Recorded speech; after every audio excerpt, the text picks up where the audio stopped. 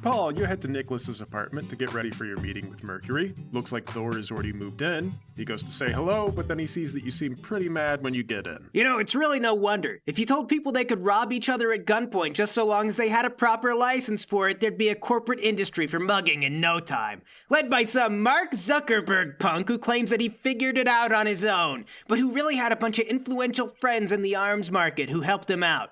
How's it different? Nicholas says, a mugging generally doesn't improve a life. When does a doctor's bill this size ever make a life better? Huh? What, you think anyone ever gets a letter from a medical company and thinks, hey, this must be something exciting and good?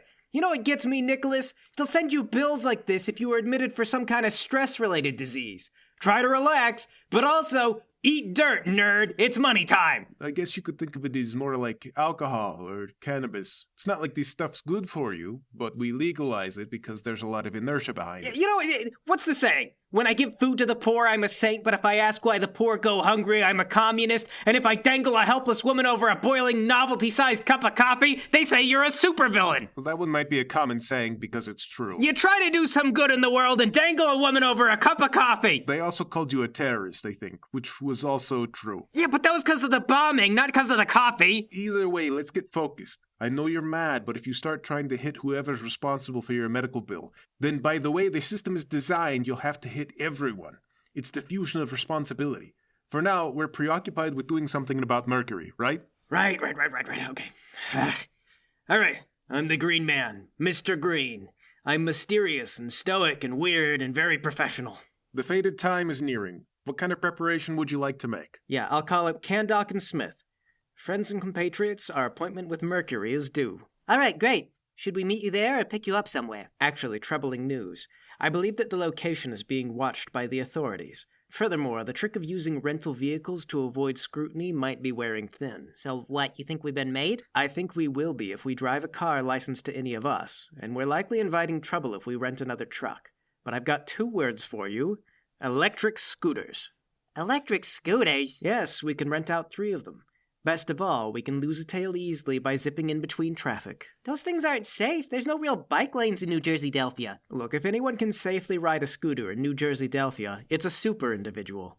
Maybe you and Smith, sure, but my thing is that I can heal a wound after eating a bunch of fast food hamburgers. I'm still susceptible to being sideswiped by a truck. Well, proffer an alternative then. My patience is growing thin. I see a problem and this is my solution. All right, fine. But then what do we do about being seen if they're watching the place? Okay, so for this, we stand out to hide. We dress like religious missionaries. You know, Mormons or Jehovah's Witnesses or whatever. Button-up shirt, tie, grab a Bible, and make sure that you wear your helmet. Why would missionaries go to a construction firm, though? Oh, you know when they hand out fake money that says your soul is worth more than money? Is that what they say? I don't read them either, but I'll make a drop by FedEx and have them print me a load of those. We can put them under all the windshield wipers in the parking lot. Oh, okay. Hey, could I print out some comic tracts? Like the ones that say you're gonna go to hell if you floss your teeth wrong or if you wear your hat backwards? Absolutely. Get into the spirit. I don't see why it shouldn't be fun. Well, you guys dress up in your church clothes, you print off a bunch of fake money and comics about the spiritual dangers of role-playing games, and ride 3 electric scooters to the construction firm. Once there, you slide your various pamphlets under all the windshield wipers and go to the back door. When you knock, the same goon from before answers. But Paul, I assume you're wearing a different disguise this time. Yep. So he doesn't recognize you. He says, "What do you guys want?" We have an appointment with Mercury. We're here to discuss divine fate and the like, if you catch my drift. Are you the 3 p.m.? Unless the English language has changed since yesterday, then that is what appointment means, does it not? It's 3 p.m. and we're here for an appointment. All right. The boss is waiting.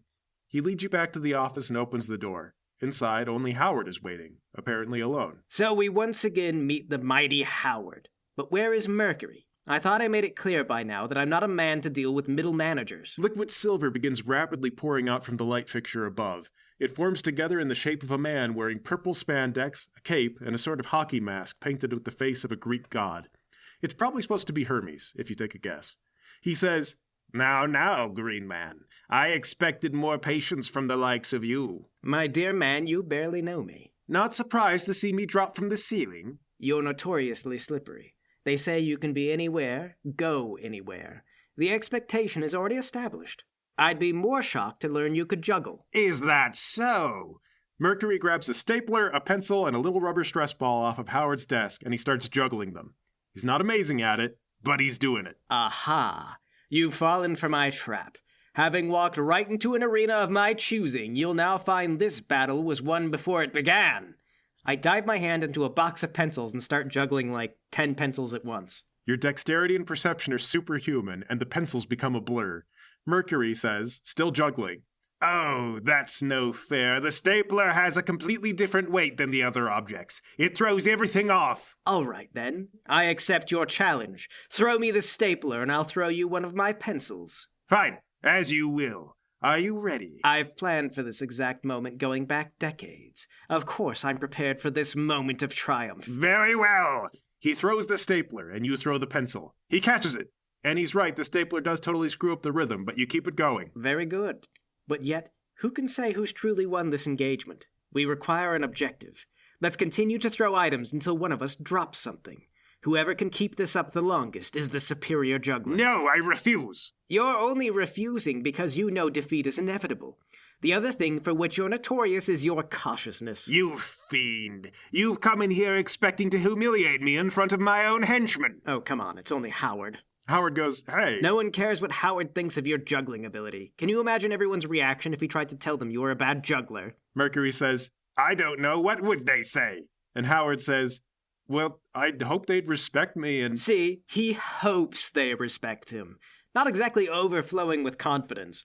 From the moment we met, I knew villains like Howard were holding back your organization.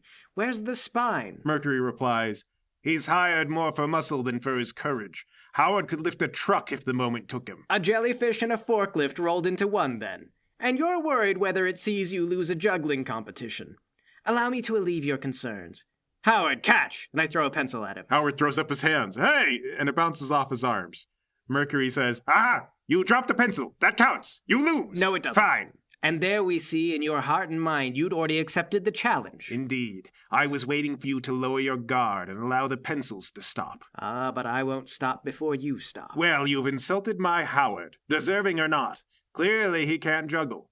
Howard says, "Sorry, boss." We're criticizing your lack of spine, and you come sniveling back with "I'm sorry." What of your henchmen? Can they juggle? No. Of all the things that we've been hired to do. They're not much for juggling, but they've shown quite a lot of talent for improv. I don't know if I would describe it as talent. Yeah, we've just been going along with the stuff that you say. The word for that is improv. Improv, is it? I mean, like, we can adapt. You know, we're adaptive, we're creative. I did take a couple of theater electives in college, actually. You know, we've never talked about that, but that does not surprise me. Well, what does that mean? Well, remember when you were obsessed with West Side Story? I wouldn't call it obsessed. The only people who still care about West Side Story practice theater. That's not true. It's a classic. If you're both so good at improv, then you're a man trying to hide an embarrassing itch on a first date. And the other one, you're secretly 3 children in a trench coat. What now? Don't embarrass me, Smith. Be a man with an itch. Okay. I pretend I'm walking up to a dinner table, and I keep compulsively going to itch my butthole, but catch myself at the last second, turn it into a different awkward gesture. "Hi, I'm Smith. You must be Candog." I'm Mr. Candog. "Yeah, you certainly are a mister." I sit down in the chair and try to use it to subtly scratch myself. Oh, waiter, hello. I'd like an alcohol, please. Oh, you need to see my ID? Never mind, I wouldn't like one. 1 apple juice, please. Actually, hold on. I bend over as if consulting with another child in a trench coat. While you're looking down, I furiously scratch my butt. Make that 2 apple juices. I kick myself. Sorry, make that 3 apple juices. Wow, 3 apple juice. That's a lot of apple juice. Must be thirsty. Yeah, you know what they say? An apple a day keeps the doctor away. Oh, yeah. I know a lot about doctors. Really? Why's that? No reason. I try to scratch myself with the chair again. Oh, wow, a big boy menu. Actually, could I have the kids' menu? When you look away, I take the fork off the table and scratch. Thank you. Oh, it has tic-tac-toe. Do you want to play? What were you doing with your fork? Oh, nothing. Just giving it a polish. You know how these restaurants are. They're always just spotty work. Oh, that's a good point. I ought to polish mine, too. Mercury fumbles the stress ball. As soon as he realizes he's lost, he throws everything else on the floor. "Curse you to oblivion!" It appears the day is mine, Mercury. "An insipid trial. Next time, I'll choose the arena." You might try. "I'm pleased to see you've exceeded my expectations, Mr. Green. Certainly, it was quite a feat to have blown up unstoppable industries, but you know what they say. An infinite number of monkeys locked in a room could do anything if given enough time." Indeed. They could even do monkey things. But it's the unmonkey things that we're concerned with here. What I'm trying to say is that anything is in the scope of an infinite number of monkeys. A meticulously planned bombing is something that could be achieved by a baboon if it were lucky enough. But a baboon that can do that and also defeat me in a game it devised on the spot, on my own turf, the odds are simply too far stretched to believe. Your skill isn't just luck, Mr. Green, and your henchmen are impressive too. I rather like the part where the children ordered 3 apple juices. What about my part? I was pretty good. It was fine, but rather too blue-collar in my opinion. The itch didn't have to be on your butt. The one you called Candok really elevated it. My role was guy with an embarrassing itch. How was that not supposed to be blue-collar? It was going to be embarrassing. I'll permit it's better than Howard would have done.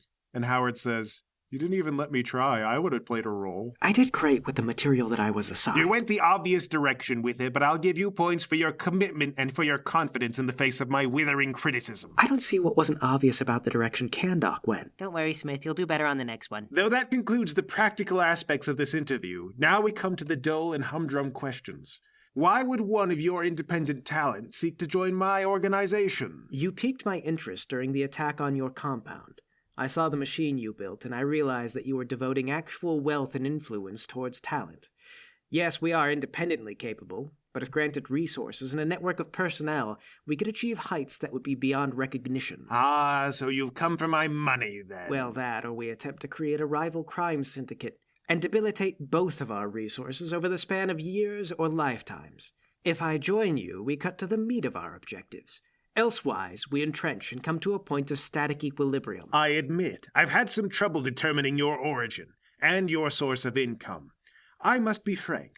We receive assistance from outside the country. There are interests that would like to see a political tide change in the States, and if you're receiving support from a foreign element, I believe everyone would like to know who is providing that. In fact, though you impress me, I was rather weary of this meeting. You're correct. I am cautious and would have avoided exposing myself, but my financiers insisted that we become better acquainted. At the moment, we're making ends meet through the kinds of white-collar crime and fraud that benefit the political classes. These sorts of instruments can be long-lasting, so long as you don't step on the wrong toes. Interesting. Does your network of fraud involve any political figures that I know? If it did, I would be a poor villain to immediately betray those names. If you haven't involved a major political figure, I'd consider getting them involved. The surest way to stay standing is to make sure that the lawmakers would topple with you. But alas, kidnapping Kelvin MacDonald has burned most of the prominent bridges towards that kind of corruption. Aha! You fool! You've betrayed entirely too much by speaking without thinking. I know you lack backing from political elite now. If you had them, it would be as clear as day that MacDonald makes enemies as freely as he breathes. They all wrap themselves in shrouds of greed and conflict. Attempting to negotiate around their various grudges and personal tastes is like trying to untangle a web of Christmas lights. But it can be done. And many of my influences would be happy if you went out and kidnapped MacDonald again. Is that so? Yes, that's why I said it. Well, now it is you who's betrayed too much information. MacDonald traffics in weapons, oil, and pharmaceuticals. Because the American system is composed mainly of monopolies and oligopolies, that means that your domestic financiers must be primarily involved in other industries.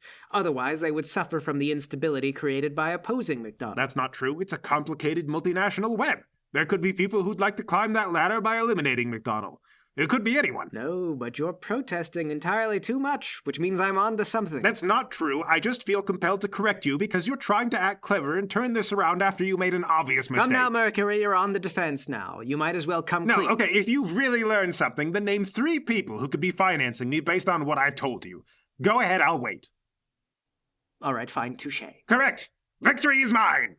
Indeed. Can't win them all, can you, Mr. Green? Certainly, I suppose not. Anyway, where were we? What were we talking about?